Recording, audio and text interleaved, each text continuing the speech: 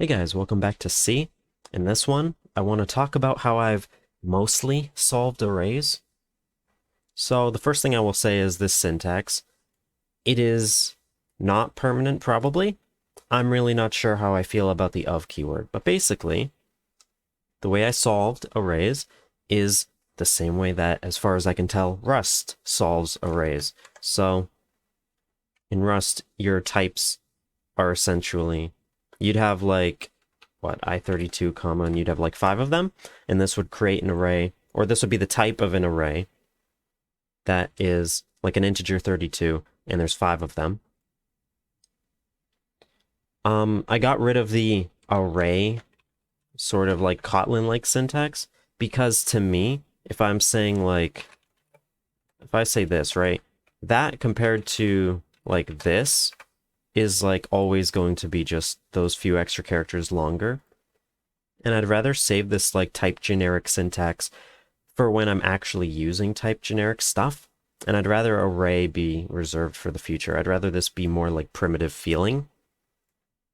While the syntax is really good, I don't like the use of the semicolon as a delimiter, because it feels like it should be the end of a statement, but this is like, it's like just not. I like the concept though.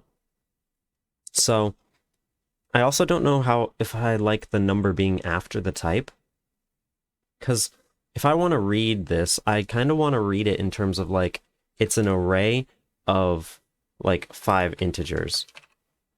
In fact, to me, this is almost like the better sort of style, where it would be like it's an array of 5 ints, and that makes more sense to me.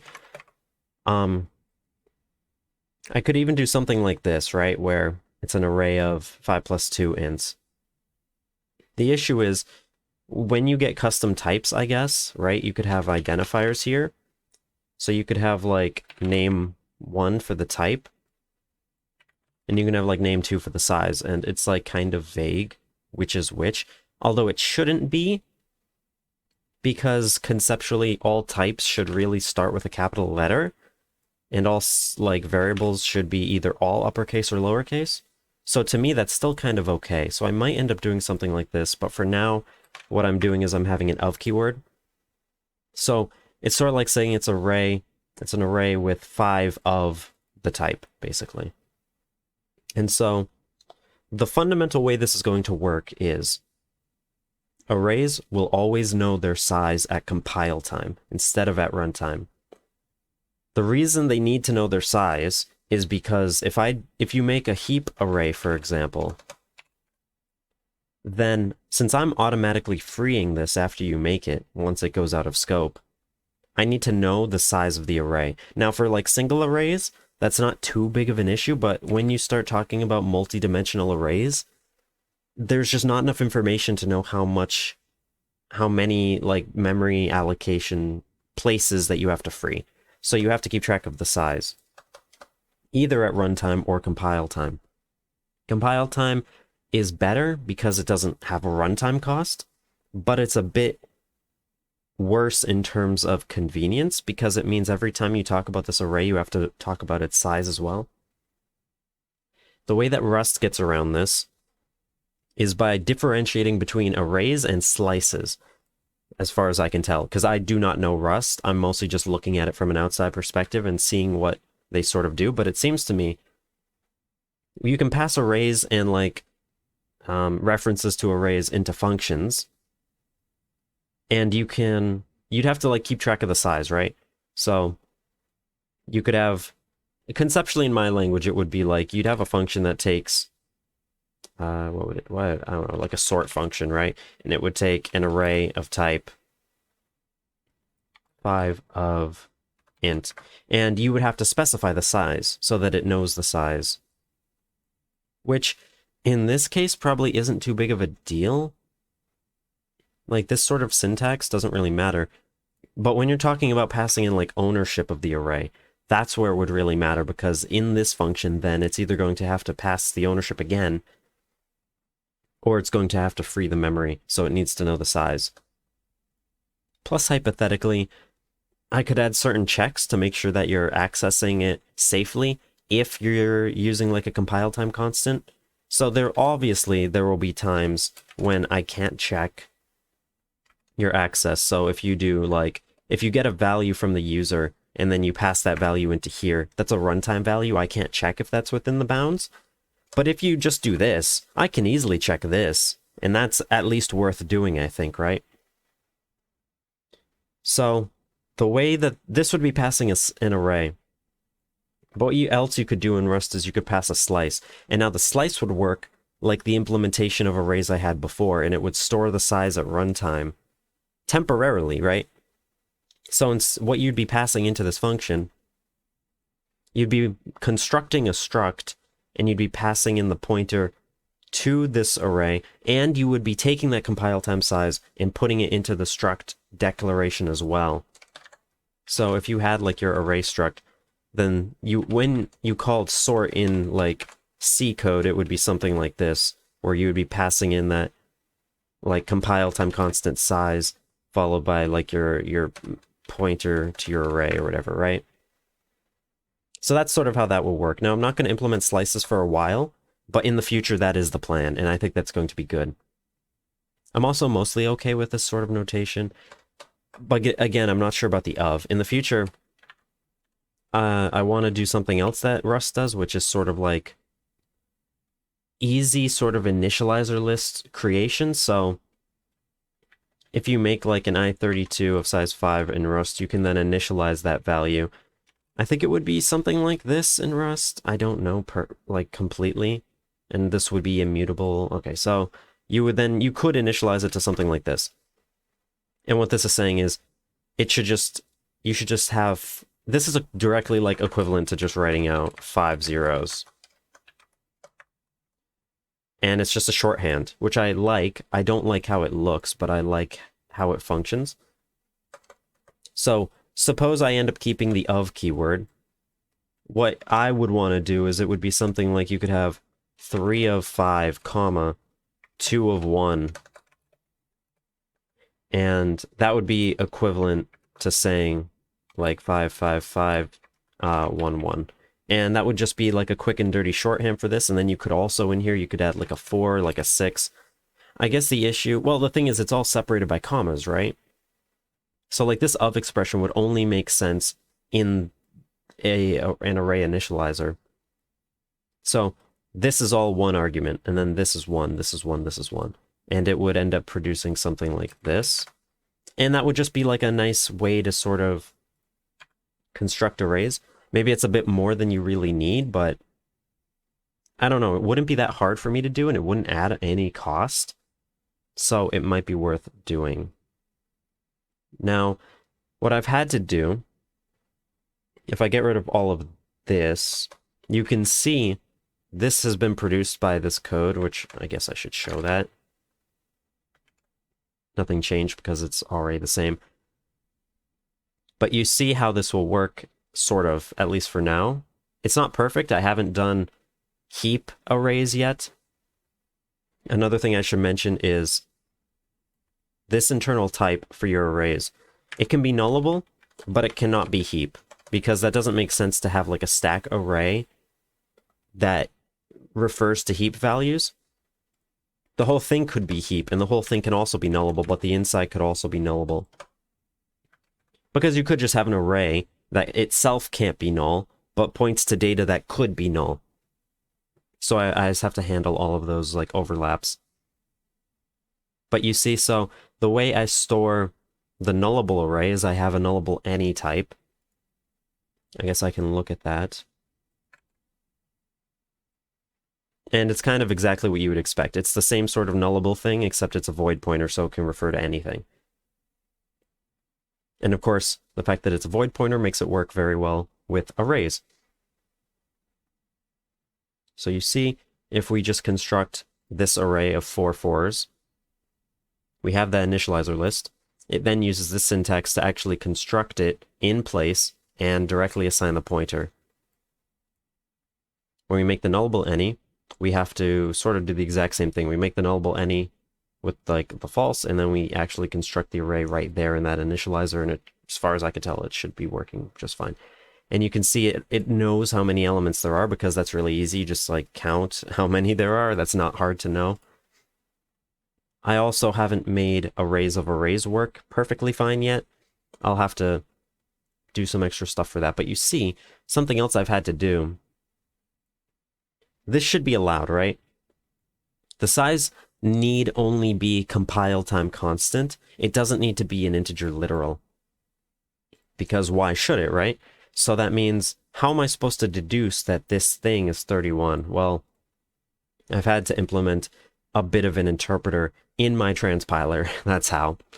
So if I look at t expressions, which are sort of the things that are constructed by the transpiler, I've added a long value. And basically, I keep track of the long version. Basically, if the expression is compile time constant, so if I do something like 5 plus 6, that's compile time constant. And I keep track of that value being 11. But only if it's a long value. So the moment you introduce a real type, it just doesn't keep track of it anymore. Because currently I'm only using long values. Like, it has to be a long value in here. So suppose you say it should be the array size 1.1, then it's going to say that your array size must be a constant positive integer value. And that would go for if you put in a non-constant value here. So like if you had a variable that you put in here and started interacting with it, would also do this. And basically, I just have to keep track of the long value. So if you see in here for multiplication, for example, if the left has a long value and the right has a long value, then we have to calculate the multiplication or division. If it's a multiplication, that's easy. We just multiply the values and that's the new one. But this is also good, right? Because before, I had no way to determine. If you wrote something like, something very stupid, like 0 over 0, my transpiler had no way to determine that that was division by 0. But now that I'm keeping track of the actual values, it can actually throw an error and say that you can't divide by 0. Same thing if you use mod, of course.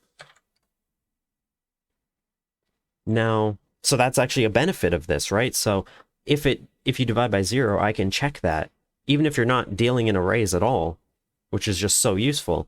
And then if you are dealing in arrays, it can still get that value by just dividing, because it can.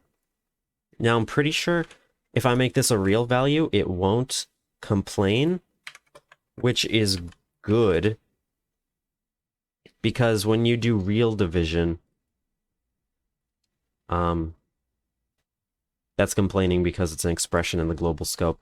But when you do real division, you can actually get like infinity or negative infinity out of these sorts of expressions.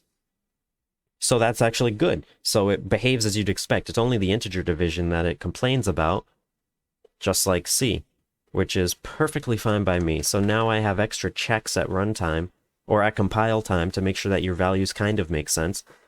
That only applies for longs for now, because why should I bother keeping track of other things that I'm not going to utilize unless I see a good reason in the future, which I can easily expand because you see it's just a long value. All I'd have to do is have some sort of like type generic type here and sort of like keep track of it all. The hard part would be keeping track of something like this, right? But that's the other thing. I'm going to have to implement something like that after, because suppose I have an array like this where it's an array of complex numbers, and this is an array of like integers, right? And it's an array of both of those things. That's the important part. I have to cast this array to an array of complex numbers before the assignment happens. And not only that, but suppose I assign it to something like, make a R4 and it's of type, this is going to be 2 of arrays, 2 of bool. And so you see, two-dimensional arrays will keep track of both of their sizes. They'll also have to be square, which isn't ideal, but I think that's what Rust does as well. And if you don't want that, you'd have to use like a higher, more abstract type, which is a compromise I'm willing to make, just because of because instead of keeping track of the size of all arrays, you should just keep track of the size of some arrays if you're going to need to do that, right? So this is overall a better solution. So if you did this assignment, right? This whole array is an array of arrays, which is fine. But the issue is, like, these are pointers. This is a pointer to, like, an integer array, and this is a pointer to a complex array. So before they even become that, I'm going to have to deduce that this has to be casted to, like, arrays of bools. And then I also have to do size checks on these as well, which isn't going to be too bad, but it's just something that I'm going to have to do, and I'm going to have to develop a system. So I think what I'm going to do is, again, with this bloated T expression class where I have to keep track of everything that ever could be in one, I think I'm going to have to keep track of these items separately until all the way at the end, right? Or the alternative is I can use what I've sort of been doing in the past where I make a context. So the way that the transpiling works is it is top to bottom. When this is transpiled, it will, or it's like bottom up, right? It starts like here. It would start like this, then this, then this, and then this, then this whole thing. It works like in up, but that means when you're here, you don't have, so when you're here, you have information about this and this, but when you're here, you don't have information about this.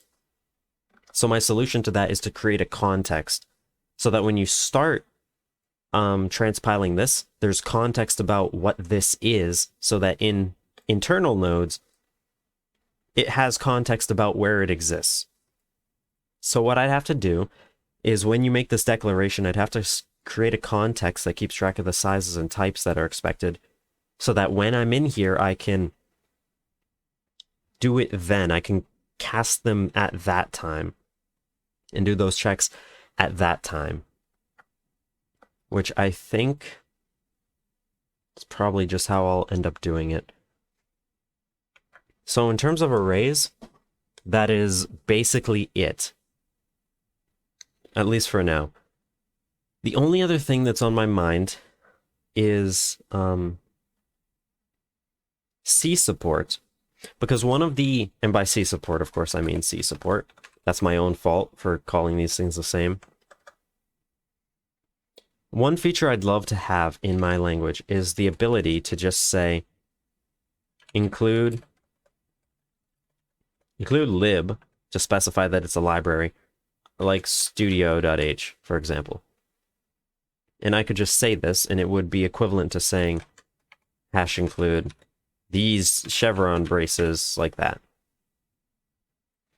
Because I'm not using includes for my language primarily, I'm going to be using like a from like test.c or something.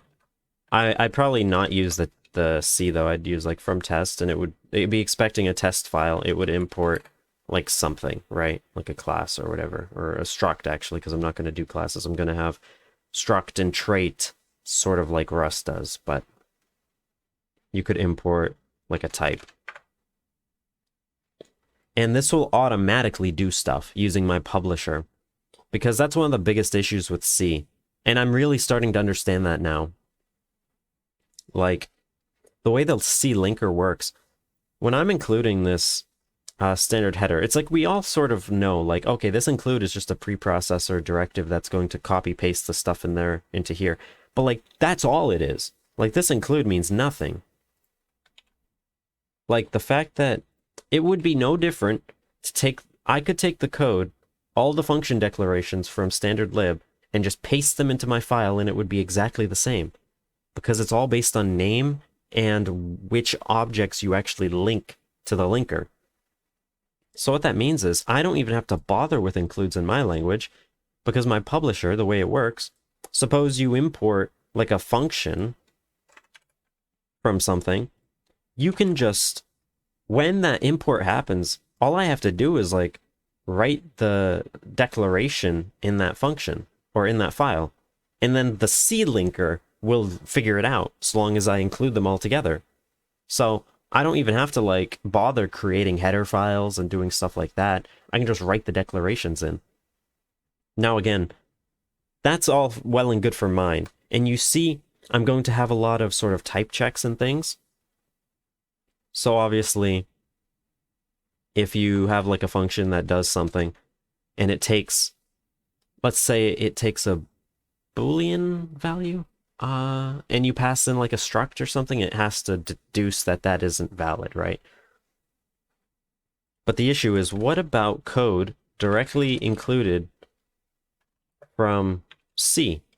Because allowing you to use code from existing C libraries would make my language actually like make any sort of sense. Because if you can't, then what's like my language is kind of just dead immediately, right? Because without good libraries, what's the point of a language? Now the like C standard libraries I could probably rewrite by hand, and I wouldn't have to fully rewrite them, right? I would just have to make some sort of way that I could define, for example, what printf is supposed to take as arguments. I could just do that declaration and then call it, and it could figure it out. But so, for example, in this, if you just imported, suppose you just imported test instead of something from test, then what you could do is you could use this syntax to get the function, basically. And so this is sort of like in C's like namespace sort of thing, except for me, namespaces are only like file names. And again, suppose you're importing files from different places, you can then use the as keyword to change that identifier to be like test2, and then you could say test2, something like that, right? I'm not sure if that's the final way I'm going to do imports, because like there's different ways to do imports, right? You could do it on like a file basis, or you could do it on like a package module type basis. For now, I'm going to do it sort of on a file basis. And this syntax is solely so that things are a bit clean. If I, instead of doing like a dot to access, and then you could have dots everywhere, I'd rather just do something like this. Okay, so that's like the name for these files, but there's two I'm going to reserve, C and capital C.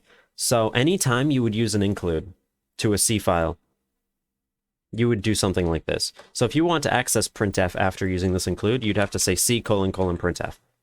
That way, it knows that this is a C function, and it can avoid doing checks on it.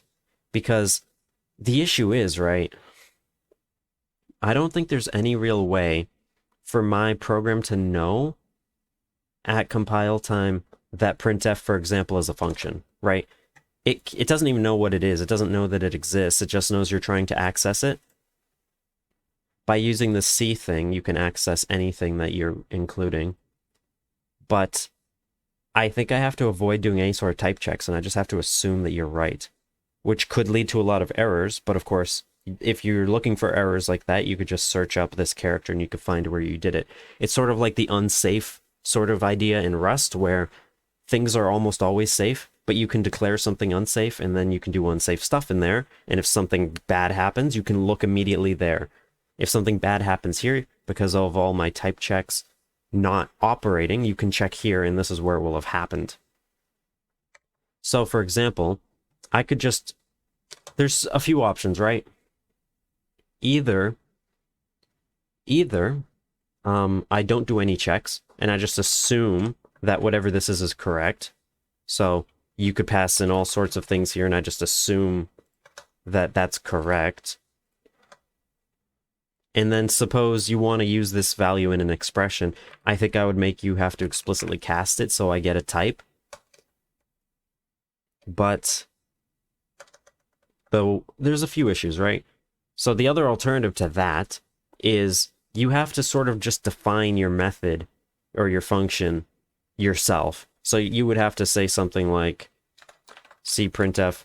I don't know. This is like, this isn't going to be the syntax, but it's going to be something like this. Defined as, and then you could do like a function declaration where it's like, you do a function and it's like, oh, it's a var dot dot dot, whatever, you know, and it returns nothing. You could do something like that where you have to manually define the things you're including before you use them. I kind of like that better, but the issue is that's going to be a lot more work, right? Because every time you use something you include, you have to do that.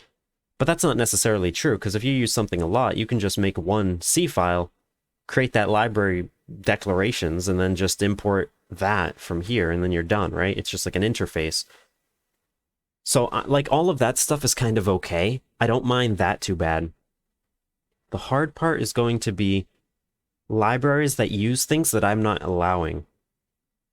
So for example, if you include a function from C, what if that function like just, I mean, it could jump around, it could use go-tos, it could do all sorts of things I don't allow. I guess the good thing is if it uses go-tos, it should be a no return, which in my language I'm calling, what am I calling that? An egress function. So basically, I'm not going to have a main function. I'm just going to have you label a function as an entry function, and that becomes the main. And then egress functions, I used to call them deviants, but now I want it to be like entry exit, but exit's too good of a word to use on this. I'd rather save exit for like the name of the function.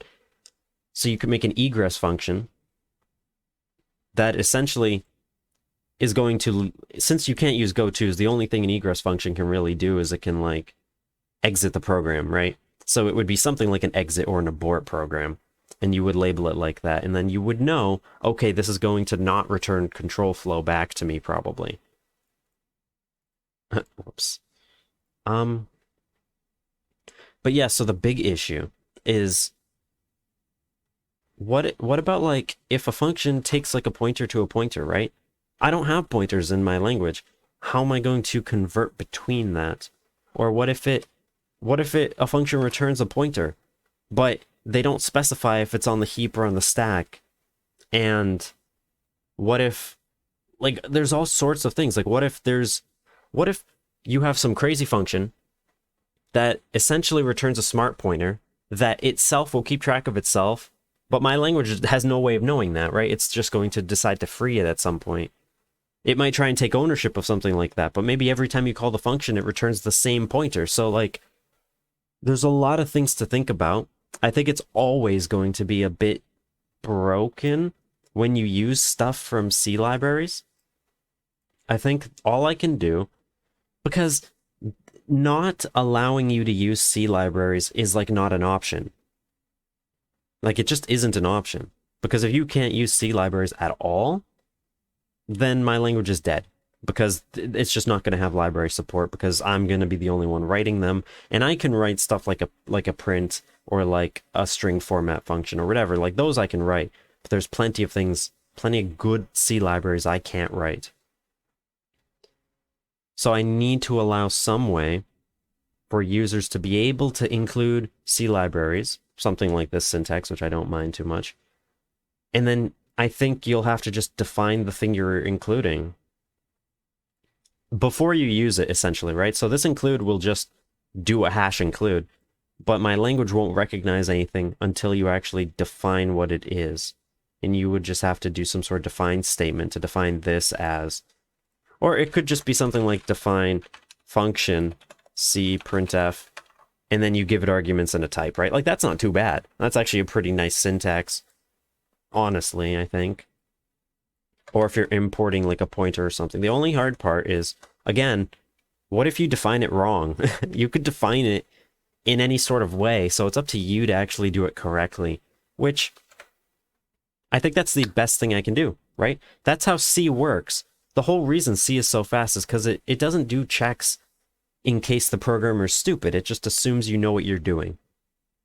It assumes that you are smarter than it, so it lets you blow your foot off with a shotgun, because it's just like a car, right?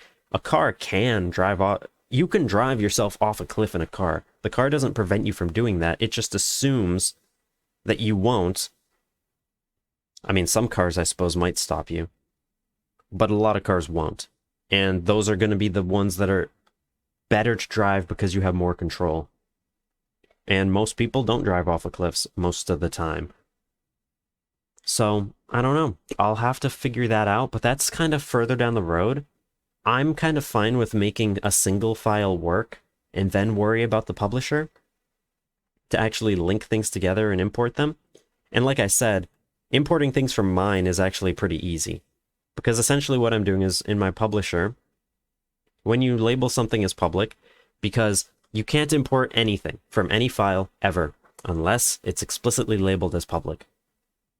And maybe I'll add other visibilities for like a module or like a folder level visibility or something, but You have to explicitly use a keyword to say that this is exportable. And then the publisher will see that. It will take that part of the abstract syntax tree, and then anything in C that imports it, it will just plug that AST into the import statement, essentially. And then it has access to all the type information, all the like definitions and stuff. I think that's a reasonable way of doing it. Now, one thing that comes out of that, I'm pretty sure I'm going to have it be such that it's the source code that you sort of give for a library, not just compiled object files. Because I think in 2023, I mean, that's the thing. Some things take a long time to compile, right? That is an issue. But, I mean, I guess the other thing you could do is the source code is going to be small. Like, relative to modern storage sizes, even if it's a gigabyte for like a standard library, right? That's really not that big of a deal. It's just not. And a library is never going to be that big anyway. And if it, well, some libraries, but like a standard library for the language isn't. And even if a library is that big, in terms of source code, the object files are going to be huge too. The byte code's going to be pretty big, probably. And the whole thing is, this language, like, C++ libraries are going to be twice as large because they have to have a header file and, like, actual class files and stuff, so I think it just makes sense to have libraries be source code because you can actually look through it and you can see it, and that's exactly how my transpiler is going to work. It's going to actually look through the source code to compile it. Now, what you could do, I could allow you to give the source code so that I can do all my type checks and stuff, but you could link the object files so that, and then specify that this file doesn't need to be compiled itself. And then it could just get all the declarations and exports from it. It could then not compile it, and then it could link everything together using the C linker after. But that's just like far down the road. I like to keep thinking about those sorts of things because if I can never find a solution to them, then the language is dead. So it's good to sort of plan them as I'm doing everything. But yeah, that's currently what I'm thinking about in C. I'd really appreciate if you guys can give me feedback on this sort of syntax. I'd like to find a better one, but it's just, like, I don't mind this, because this thing is always going to be a single thing, right? So, like, array size plus one char. I really wish I could just say, like, chars, and that would solve everything, but you can't just, like, add an S onto your types. That's not, I don't know. I want some sort of syntax that is like this. I'm fine with maybe, if you find a good word to say char blank size, something that makes sense, that would be okay. I could also use, like, the colon as, like, a thing. I honestly really don't mind that, like, char 5, like, an array of 5 chars. Like, that's, to me, that's better than this. But I don't know. I really just don't. So, if you guys can think of a better sort of syntax that fits what I'm trying to do, then please give me suggestions. But otherwise, I think that's pretty much going to be it for today. There's just a lot on my mind about these includes and imports, but in fact, the imports are what really made me revitalize this version of the language. So initially it was all just like, it should be pure C, but it should look like Python. That was the first idea. And then I sort of came to the idea of, well, maybe it should be more managed, right? It should manage the memory for you. And then that one died. And then and then I went back and I was kind of like, no, it should be like C. It should be exactly like C, just a one-to-one thing with better syntax. And now I'm back to the, like, it should be somewhat memory managed, but you still specify when things are on the heap because that just makes everything easier. Now, yeah, so basically one day in the summer, I was just, like, standing out on my deck and I was just thinking about, like, this import system and how I wanted it to work. And that's sort of what inspired me to continue working on this, because I really just, I like this concept of it, using this colon notation to be like, okay, you have this sort of like file or object or whatever, and you're accessing this component of it. But similar to Python, you can import parts of it using the from keyword separately so that you don't need the whole thing, which to me works better than Java and Kotlin's version. I prefer, because like the issue with this one is, something like this, you have like two options, right? You have, well, actually, can you even just import like, see, you can't even just directly import packages. So you couldn't even just say like transpiler.transpiler. Like you have to import specific classes from them or things from them. And that's kind of annoying, because what if all you want from an entire file, like from math, import like square root as square root, right? Like just something. Like maybe you want to do that, right? You import one function, you rename it, you don't have to say math : square root, you know? You could just say square root because you're importing the one thing. Like that, I like that from Python. The issue with Python, of course, is you need the like, you need modules everywhere, which is a big pain. Using files is also kind of a pain. That's why I'm using the string syntax to sort of keep track of file names. That might end up changing, I'm really not sure yet. But yeah, that's going to be it for this episode. Hope you guys enjoyed my crazy rambling, as per usual. This is a bit better than the last one. I think the last one was really unhinged. At least this one I have like a clear vision for what I'm trying to do. And I think I'm able to convey my point reasonably well. So yeah, I hope you enjoyed this. I'll see you guys in the next one.